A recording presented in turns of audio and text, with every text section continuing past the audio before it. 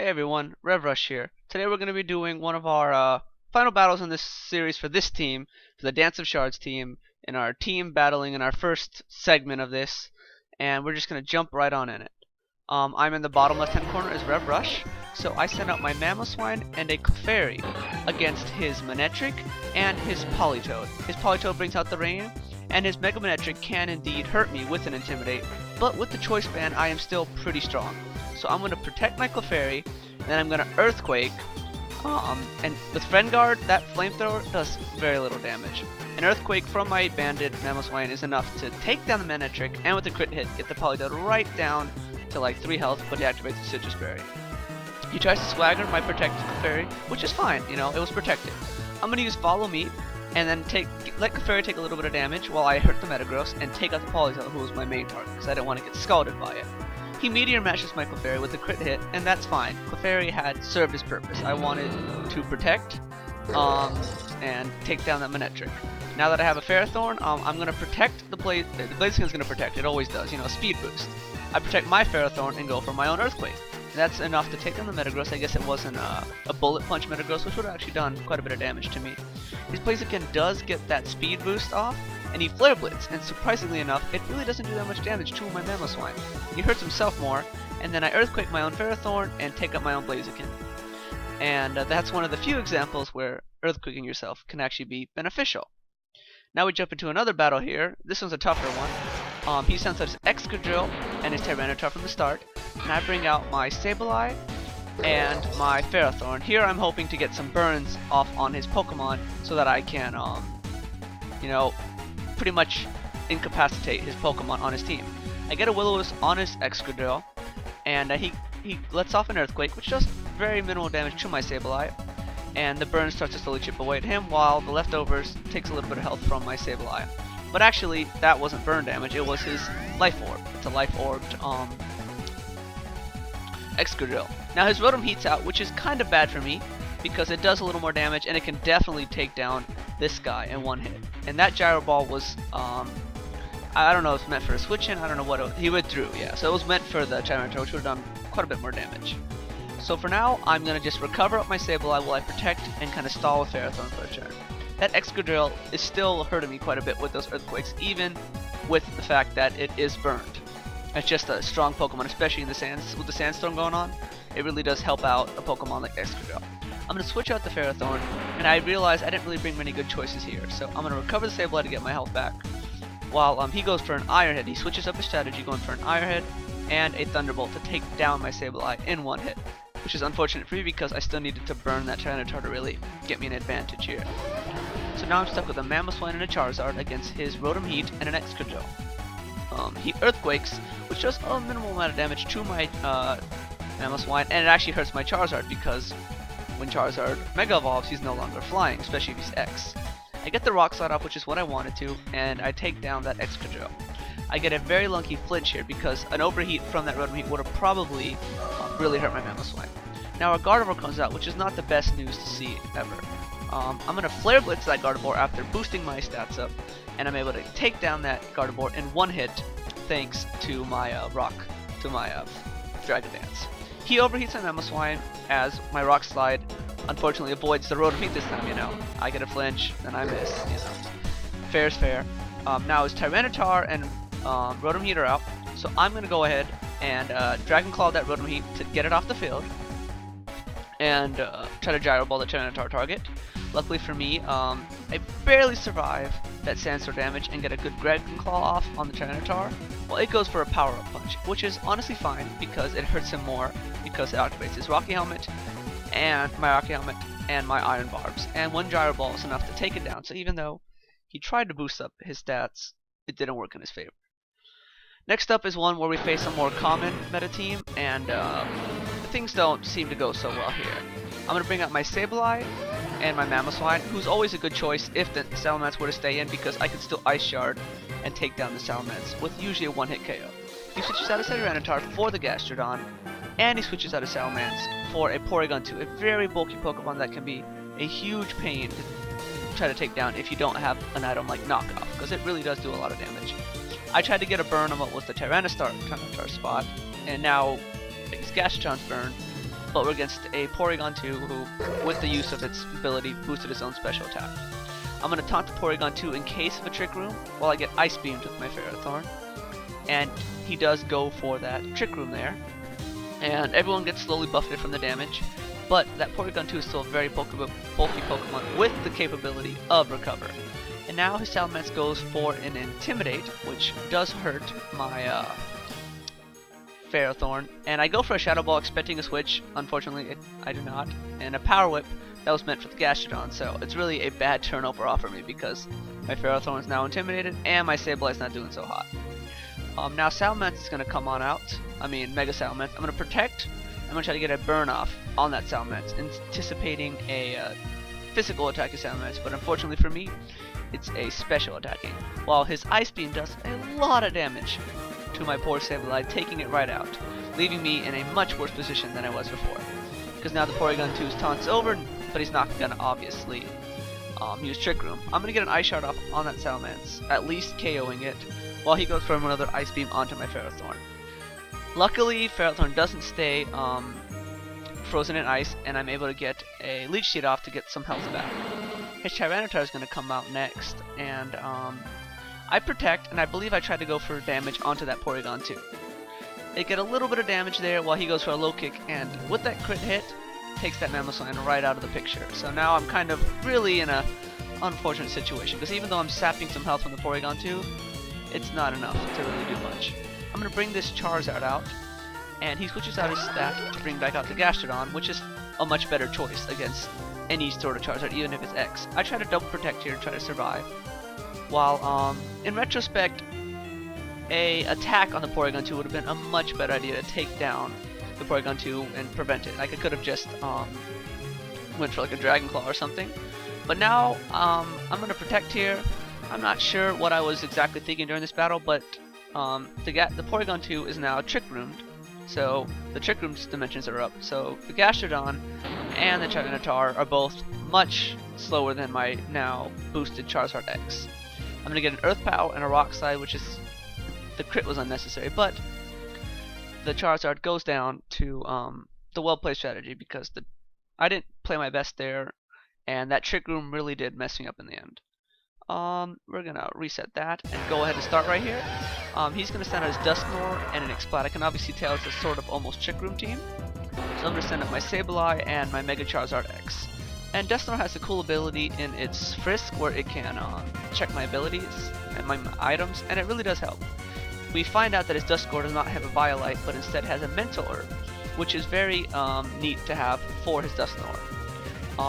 That Exploud does a Boom Burst, which actually does quite a bit of damage to my Charizard X. But now that I can finally taunt the Dusknoir to stop it from doing any more damage, I'm going to Flare Blitz that Exploud, getting a crit hit, knocking it out, but also knocking myself out, unfortunately. And the Dusknoir actually goes for a Nightshade instead of using a taunting type move. So I have a burnt Sableye in the field, and now we're both pretty much on equal terms, because my Sableye's actually weaker, but here I'm just going to recover up my Sableye and actually decide to go for an Earthquake. And just showing you the power of Earth Mamoswine with a Choice Band, I take out that Heatran even with its Shuckle Berry, which is pretty awesome. The fact that the Earthquake can take down that Mamoswine and a nice amount of health. I'm gonna go ahead and recover and essentially take down my own Sableye to Earthquake that Dusknoir off the field, because without a Eviolite, Dusknoir is really not that bulky. Next up, I'm gonna switch out to Ferrothorn, and against that Mega Abomasnow, I'm gonna get an Earthquake, and it's gonna do a little bit of damage. It really doesn't do that much to the Ice Cannon. He gets an Energy Ball, which does a lot of damage, taking out the Mamoswine in one hit. And I'm slowly taking a little bit of chip hail damage. He goes for a Blizzard. You know, here we cross our fingers, no freezes. I get a Gyro Ball off, do a little bit of damage, and here we go again, no freezes. Luckily for me, there is no freezes, and I get the Gyro Ball off on to that Abomasnow, getting us a very close win with 10 HP left. Here we see a pretty standard, almost chalk type team with the addition of an Azumarill. And well, I guess we did not do all Dance of Shard teams, so here's a random battle for fun. I'm going to bring out my Weavile and my Rotom Wash against his Kangaskhan, and his Azumarill. Here I can see I can probably get a burn off if I predict it right, and he sends his Amoonguss actually, so I'm gonna actually end up faking out that Amoonguss, getting a little bit of Rocky Helmet damage on myself, while I get, try to fake out that Azumarill, you know, trying to stop a belly drum. Amoonguss uses Rage Powder, while I just go ahead and decide I'm going to take down the Amoonguss while I'm at it. And I Will-O-Wisp the Amoonguss as well, while he gets an unfortunate KO onto my Weavile, due to the fact that I already broke my Focus Sash by attacking his Amoonguss. Next up is Aegislash. He switches out his Amoonguss for his Kangaskhan, while I bring in my Aegislash. I believe I go for a Thunderbolt, getting a crit hit, doing quite a bit of damage to that Mega Kangaskhan, while I try to Flash Cannon the Azumarill to no avail. His Mega Kangaskhan goes Mega, while I protect my Rotom Wash and go for a King Shield onto my Aegislash. He goes for a Fake Out onto the Kangaskhan, while he boosts up his Azumarill stats with a Sitrus Berry. Even Rotom Wash is really bulky, and an Aqua Jet never will take it down from a Azumarill because of the fact that it's a water type. But a Return will. So I'm going to Flash Cannon that Azumarill, and unfortunately, I don't take down the Azumarill.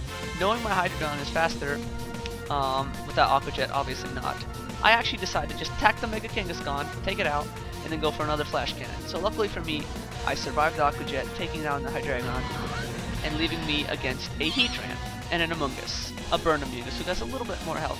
I'm going to Wide Guard to protect myself from any heat waves, while I go for Earth Power onto that Amoonguss spot.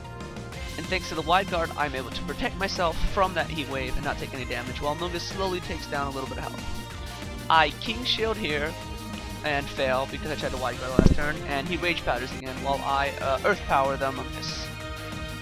His Heatran is going to go for an Overheat onto my Hydreigon spot and take me down, but he takes down his own special attack. So here's why I'm in a nice advantage.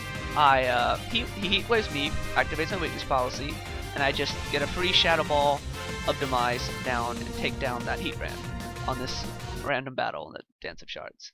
And now, here's another one with our Dance of Shards team. He sends out, I can obviously see it's a Trick Room team, a Reuniclus and a Camerupt, while I bring up my Sableye and my Ferrothorn. I feel like I want to try to taunt some Pokemon to save myself. After seeing that Camerupt, I bring out the Charizard to stop any eruptions or such with the like.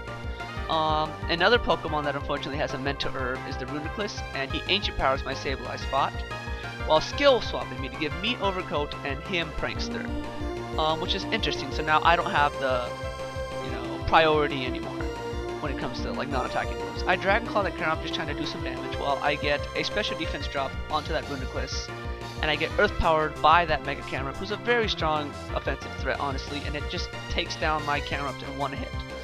Now the Trick Room is up, which is unfortunate for me because he can do more damage, while I try to Ice Shard with what little priority I have, getting a special defense drop, and he Heat Waves, bringing my Sableye right down to essentially no health, taking down my Mamoswine.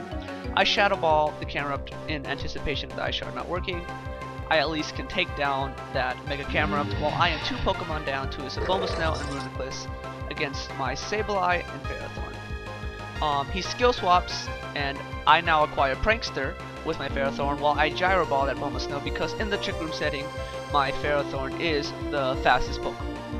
Blizzard does a little bit of damage, and he does get a crit hit with that Ferrothorn, with the Abomasnow on my Ferrothorn, but I'm still looking like I'm in it to win. He Ice Shards the Sableye, and unfortunately for him does not get a KO, while I Gyro Ball, taking out his Abomasnow. I'm going to, he recovers, and I believe I recover as well, getting my health back, and still having a Sableye and a Ferrothorn is a pretty good advantage to me. Having my Ferrothorn in a Trick Room setting is even better. He fakes me out, and that's good for me because it's gonna do a little bit of damage due to my Rocky Helmet.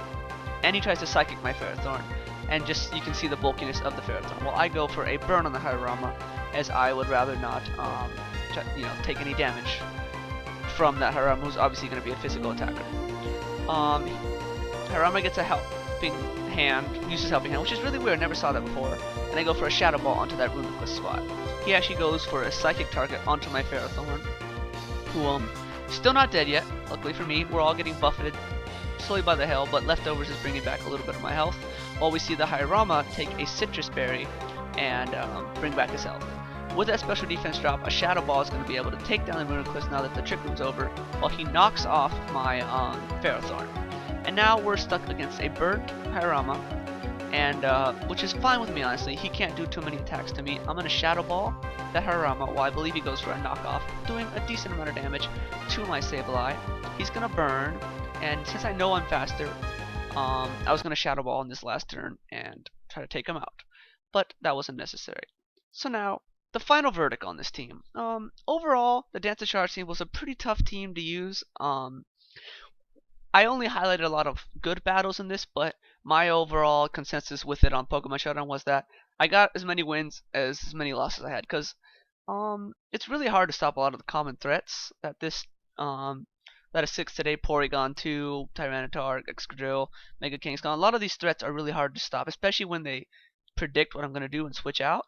So this team still, of course, can do damage when set up properly, but you have to set up properly, and your opponent has to not be able to let you set up. So yeah, that's kind of an up and down for it. I didn't generally use Clefairy on this team, so I wouldn't bring it back to the team. I might bring someone else who might have a better ability, like maybe a Thunderous or something like that. And Suicune wasn't really used that much. It had Calm Mind and Tailwind, but overall I might have bring like another bulky water type to set up. And it was still a good team to use overall. And the next week or so, I'm going to have another new team with a new, try it out, show it on everything. And I hope you enjoyed this Dance of Shards segment. And I hope to see everyone next time.